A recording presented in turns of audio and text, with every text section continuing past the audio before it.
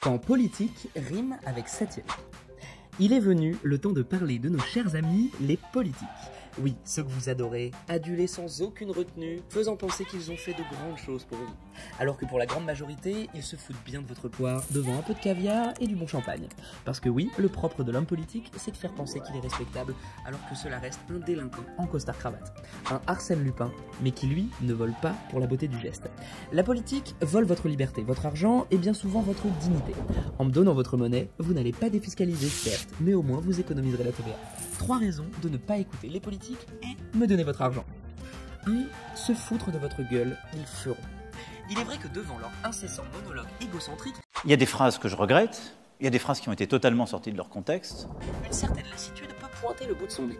Bon, il est vrai qu'ils adorent s'écouter parler, s'auto-congratuler et croire que sans eux, ça ne tournerait pas aussi bien.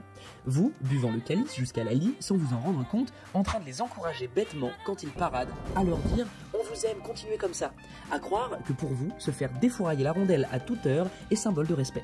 Un vrai conseil, gardez vos fesses intactes et arrêtez de suivre une cause qui profite à un système tout entier.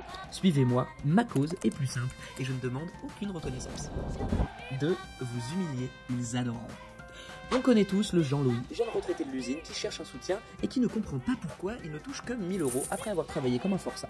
Beaucoup d'hommes politiques regardent avec dédain ces gens car il y a énormément de Jean-Louis, croyez-moi, et leur disent « Et ouais les gars, vous êtes bêtes quand même, hein. Vous avez bossé comme des abrutis toutes ces années pour des miettes et maintenant vous n'avez pas encore compris. On va vous donner une retraite tellement pourrie que vous nous quitterez plus vite. » Pauvres malheureux, pris pour les dindons de la farce. Tant pis comme on dit, vivons ignorants, vivons heureux.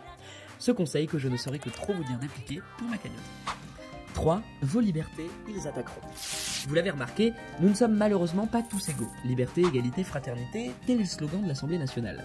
Bien sûr, cette devise n'est applicable que pour eux, car nous autres pauvres cons et bétail que nous sommes, c'est tout l'inverse. Notre devise, paye, travail, ferme-la. C'est d'un tout autre registre, très efficace, il faut l'admettre. Le « ta gueule travail » reste en cage pourrait être également un sacré slogan pour les législatives et les 5 prochaines années à venir. Et je ne céderai rien, ni aux fainéants, ni aux cyniques, ni aux extrêmes. Personnellement, je vous donne ma devise, lecture, cagnotte, payé. Bref, on ne s'ennuie pas avec cette troupe de guignols qui passent leur temps au théâtre. En plus, leurs représentations sont quasi tout le temps gratuites. Je vous propose d'arrêter de gaspiller votre temps avec ces idiots. Tout ce beau texte vous faisant réfléchir mérite forcément un don pour ma cagnotte.